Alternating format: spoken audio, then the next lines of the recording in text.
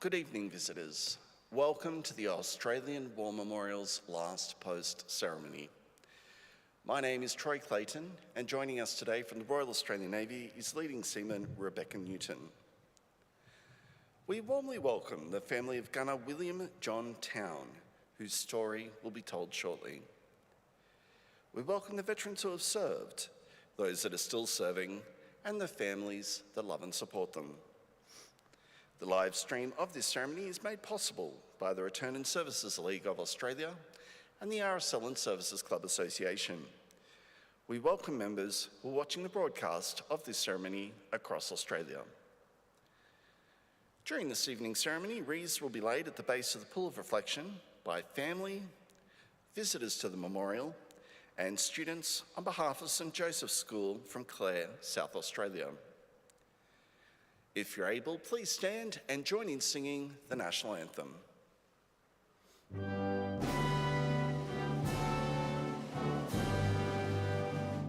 Australians, oh, let us rejoice, for we are one and free.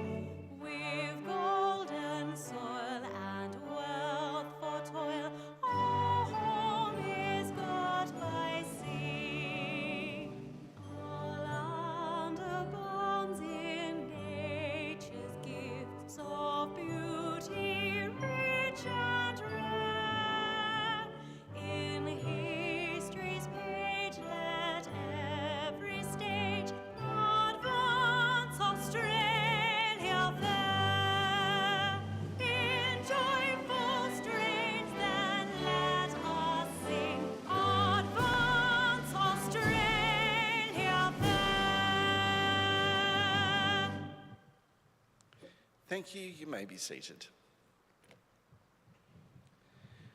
The Australian War Memorial was the vision of Charles Bean, Australia's First World War official historian. Bean landed with the Australian troops on Gallipoli and stayed with them at the front through to the end of the war. The idea of this national memorial and museum came to him at Pozières, France, in the depths of the bloody fighting of 1916. Bean's idea was that this would be a place where families and friends could mourn their loved ones buried in faraway places. It would also be a place that could help all Australians understand what these men and women had endured and what they had done for us.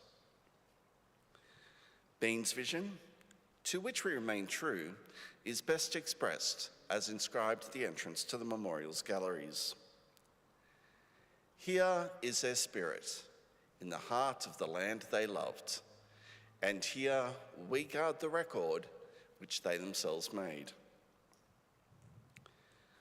Tonight, we'll read the story behind just one of those on the Roll of Honour, which lists the names of more than 103,000 men and women who have given their lives for us in war and on operations for more than a century. But first we present a lament, Flowers of the Forest. Wreaths or floral tributes will now be laid at the base of the Pool of Reflection.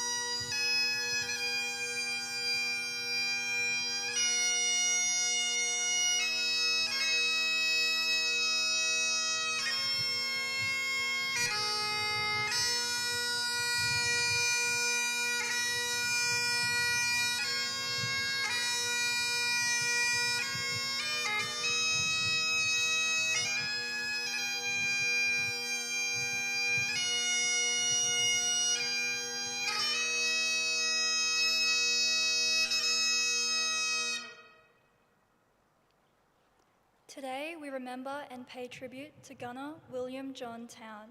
William Town was born in the Victorian town of Boort on the 8th of June 1885.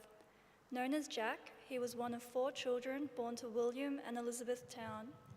Shortly after the birth of his youngest sister Sophia, Jack's father William drowned in the dam of the family farm, leaving Elizabeth to care for her 4 young children. Elizabeth and her children remained in Boort, where Jack attended the local state school before finding work as a labourer. Jack Town enlisted in the Australian Imperial Force on the 17th of July 1915. He was allotted to reinforcements of the 8th Light Horse Regiment. Following 6 months of initial training, Jack departed Melbourne in the troopship Hymettus on the 27th of January 1916, bound for Egypt. Having arrived in Egypt in early March, Town joined the 3rd Reserve Regiment at Heliopolis before being transferred to the 4th Divisional Artillery on the 1st of April. After 6 weeks as a gunner with the 45th Battery at Serapeum, Town was transferred to the 11th Field Artillery Brigade and posted to the 41st Battery. He left Egypt on the 1st of June, arriving in southern France with the brigade a week later. The 11th Field Artillery Brigade provided artillery support for the 4th Australian Division and served with the division on the Western Front. Each of the batteries within the brigade operated 4 18-pounder guns, which fired a range of ammunition at a range of almost 6 kilometres.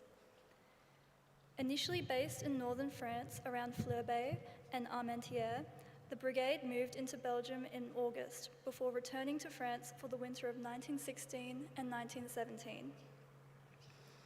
In early January, Town was admitted to hospital suffering from diarrhoea. He returned to his battery after a week of treatment, and the brigade prepared to move into the Somme Valley in February. Although artillery brigades typically operated well behind the front line, they faced frequent shelling from the enemy. While in Belgium in late July 1917, Town was gassed by an enemy shell and evacuated to the nearby 57th Field Ambulance for treatment. His condition was serious, and he was transferred through the ambulance train to England, where he spent the next 3 months recovering his health. He was declared fit for overseas service again in late October and joined the Overseas Training Brigade at Longbridge in early November to prepare for his return to the Western Front. Town left England in late November and by mid-December had returned to the 41st Battery of the 11th Field Artillery Brigade. After another bitter winter in France, in late March the brigade moved to Milancourt in the Somme to provide artillery support for the Allied response to the German Spring Offensive. On the 5th of April, the brigade was instructed to fire on enemy troops and provide barrages for Allied troops. The brigade's lines came under heavy enemy artillery fire in the morning, with shelling continuing sporadically throughout the day. By the evening, 12 men from the brigade had been killed and 32 wounded in action. Among the wounded was gunner Jack Town, suffering a shell fragment to his abdomen. Family legend states he was hit by the shell while milking a cow. Rushed to the advanced dressing station of the 38th Field Ambulance, his wounds proved fatal and he died later that evening. He was 32 years old. Town's remains were buried at Dernancourt Communal Cemetery Extension in France. After the war, an Imperial War Graves headstone was erected over his grave, bearing the personal inscription selected by his grieving family back home in Australia, "Duty nobly done." His name is also listed on the Roll of Honour on my right, among almost 62,000 Australians who died while serving in the First World War. His photograph is displayed today by the Pool of Reflection. This is but one of the many stories of service and sacrifice told here at the Australian War Memorial. We now remember gunner William John Town, who gave his life for us, for our freedoms, and in the hope of a better world.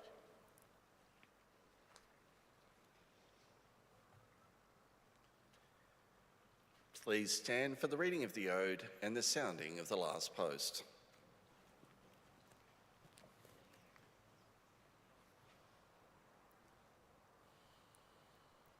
They shall grow not old, as who are left grow old.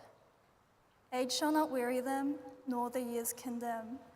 At the going down of the sun and in the morning, we will remember them. We'll remember them.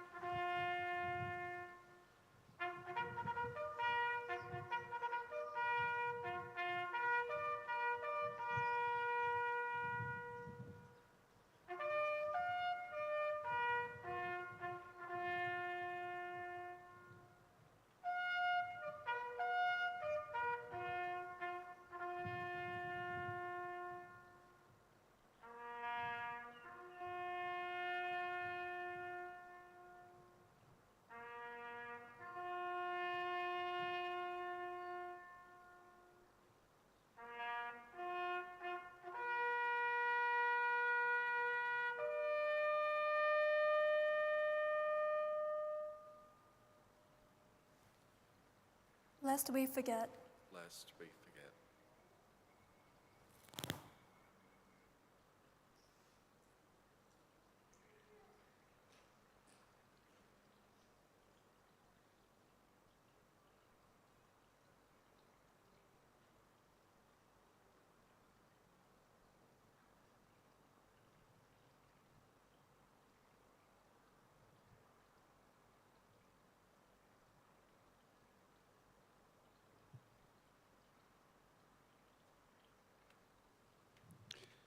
We leave you this evening with the words of the memorial's founder, Charles Bean.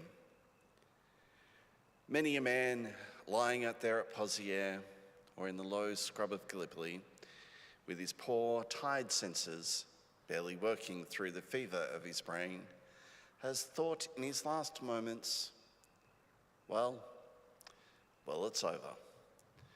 But in Australia, they will be proud of this. Ladies and gentlemen, girls and boys, that concludes the last post ceremony. On behalf of the director, staff and volunteers, thank you for visiting the Australian War Memorial today and for your continued support during the Memorial's development project. We wish you all a very pleasant evening. Thank you.